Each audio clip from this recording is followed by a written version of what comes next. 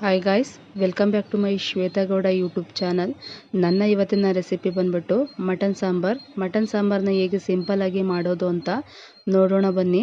ನಾನಿಲ್ಲಿ 1.5 kg ಆಗುವಷ್ಟು ಮಟನನ್ನು ನೀಟಾಗಿ ವಾಶ್ ಮಾಡಿ ಎತ್ತಿಟ್ಕೊಂಡಿದ್ದೀನಿ. ಸೊ ಇದಕ್ಕೆ ಬೇಕಾಗಿರುವಂತಹ ಮಸಾಲೆಗಳನ್ನು ನೋಡೋಣ ಬನ್ನಿ. ನಾನಿಲ್ಲಿ ಒಂದು ಪ್ಯಾನ್ನ ತೊಗೊಂಡಿದ್ದೀನಿ. ಅದಕ್ಕೆ ಇಲ್ಲಿ ಒಂದು 5 ಈರುಳ್ಳಿನ ನಾನು ಸಣ್ಣದಾಗಿ ಹೆಚ್ಚಿಬಿಟ್ಟು ಹಾಕ್ಕೊಳ್ತಿದ್ದೀನಿ. ಹಾಗೆಯೇ ಒಂದು 3 ಟೊಮೊಟೊ ತಗೊಂಡಿದ್ದೀನಿ ಮತ್ತು ಒಂದು 6ರಿಂದ 7 ಹಸಿರುಮೆಣಸಿಕಾಯಿನ ತಗೊಂಡು ಹಾಕ್ಕೊಂಡಿದ್ದೀನಿ.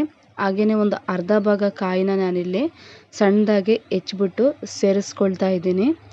ಹಾಗೆಯೇ ನಾನಿಲ್ಲಿ ಒಂದು 5ರಿಂದ 6 ಸ್ಪೂನ್ ಶುಂಠಿ ಬೆಳ್ಳುಳ್ಳಿ ಪೇಸ್ಟು, ಇದು ಮನೆಯಲ್ಲೇ ಮಾಡಿರುವಂಥ ಪೇಸ್ಟ್ ಇದು ನಾನು ಹಾಕ್ಕೊಳ್ತಿದ್ದೀನಿ. ಹಾಗೆಯೇ ಸ್ವಲ್ಪ ಉರಿಗಡಲೆ, ಕಸ್ತೂರಿ ಮೆಂತ್ಯ, ಚಕ್ಕೆ, ಲವಂಗ, ಸೋಂಪು, ಗಸಗಸೆ ಇದೆಲ್ಲದನ್ನು ಕೂಡ ನಾನಿಲ್ಲಿ ಮಿಕ್ಸ್ ಮಾಡಿಬಿಟ್ಟು ಅದಕ್ಕೆ ನಾನಿಲ್ಲಿ ಸೇರಿಸ್ಕೊಳ್ತಾ ಇದ್ದೀನಿ.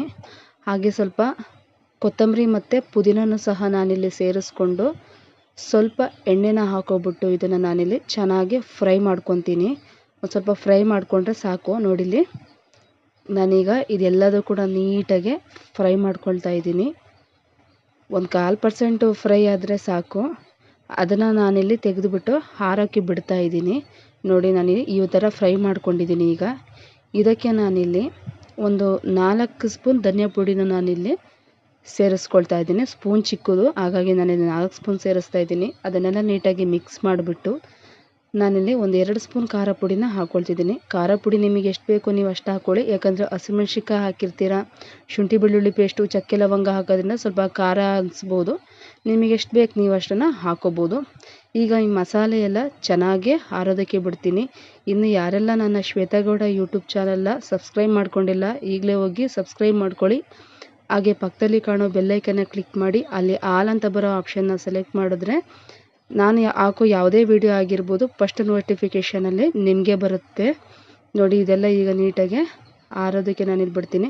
ಅದಕ್ಕೂ ಮುಂಚೆ ನಾನಿಲ್ಲಿ ಮಟನನ್ನು ಸಹ ನಾನಿಲ್ಲಿ ಬೇಯಿಸಿಲ್ಲ, ಅದನ್ನು ನಾನಿವಾಗ ಬೇಯಿಸ್ಕೊಳ್ತೀನಿ. ನೋಡೋಣ ಬನ್ನಿ. ಈಗ ನಾನಿಲ್ಲಿ ಸ್ಟವ್ನ ಕಚ್ಚಿ ಕುಕ್ಕರ್ನ ಇಟ್ಕೊಂಡಿದ್ದೀನಿ. ಅದಕ್ಕೆ ಸ್ವಲ್ಪ ನಾನಿಲ್ಲಿ ಎಣ್ಣೆನ ಹಾಕ್ತಾಯಿದ್ದೀನಿ. ಹಾಗೆಯೇ ನಾನಿಲ್ಲಿ ಎಣ್ಣೆ ಚೆನ್ನಾಗಿ ಕಾಯಿದ ಮೇಲೆ ಒಂದು ಈರುಳ್ಳಿನ ಹೆಚ್ಚಿಬಿಟ್ಟು ಅದಕ್ಕೆ ನಾನಿಲ್ಲಿ ಹಾಕ್ಕೊಳ್ತಿದ್ದೀನಿ. ಅದನ್ನು ಸ್ವಲ್ಪ ಹೊತ್ತು ಫ್ರೈ ಮಾಡಿದ್ರೆ ಸಾಕು. ಸ್ವಲ್ಪ ಹೊತ್ತು ಅಂದರೆ ಈರುಳ್ಳಿ ಕಲರ್ ಚೇಂಜ್ ಆಗೋವರೆಗೂ ನಾನಿಲ್ಲಿ ಫ್ರೈ ಮಾಡ್ಕೊತಾ ಇದ್ದೀನಿ.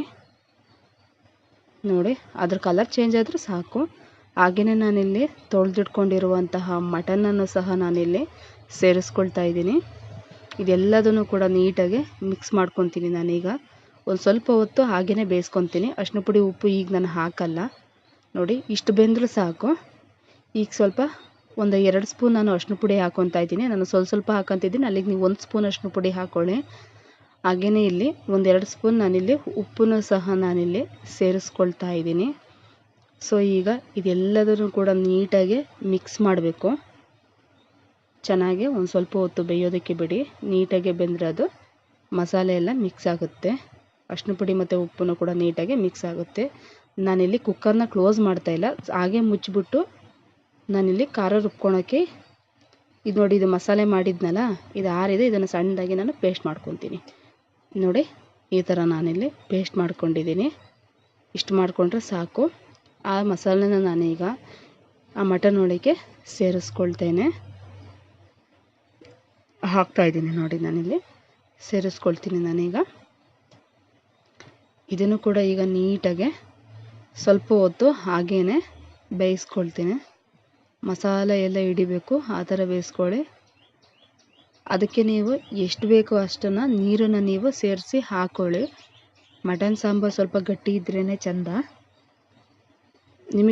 ನಿಮಗೆ ಎಷ್ಟು ಬೇಕು ಅಷ್ಟನ್ನು ನೀರನ್ನು ನೀವು ಇಲ್ಲಿ ಸೇರಿಸ್ಕೋಬೋದು. ನಾನು ಪೂರ್ತಿಯಾಗಿ ಮಿಕ್ಸ್ ಮಾಡ್ತಾಯಿದ್ದೀನಿ. ಹಾಗೆಯೇ ನಾನಿಲ್ಲಿ ಲಿಡ್ನ ಕ್ಲೋಸ್ ಮಾಡಿಬಿಟ್ಟು ಒಂದು 2 ವಿಷಲ್ನ ತಗೊಳ್ತೀನಿ. ನಾನು 2 ವಿಷಲ್ ಆದರೆ ಸಾಕು. 2 ವಿಷಲಿಗೆ ಕೂಡ ಇದು ಬೆಂದಿರುತ್ತೆ. ಸೊ ನೋಡ್ತಾ ಇದ್ದೀರಲ್ಲ, 2 ವಿಷಲ್ ತಗೊಂಡಾದ್ಮೇಲೆ ಮಟನ್ ಸಾಂಬಾರು ನೋಡಿ ಈ ಥರ ಬಂದಿದೆ. ಮಟನ್ ಸಾಂಬಾರು ರಾಗಿ ಮುದ್ದೆ ಜೊತೆ ತಿನ್ನೋಕ್ಕೆ ತುಂಬಾ ಚೆನ್ನಾಗಿರುತ್ತೆ. ನೋಡಿ, ಇಲ್ಲಿ ಒಂದ್ಸಲ ನೀವು ಮನೇಲಿ ಟ್ರೈ ಮಾಡಿ ನೋಡಿ. ಟೇಸ್ಟ್ ಅಂತೂ ತುಂಬ ಚೆನ್ನಾಗಿರುತ್ತೆ.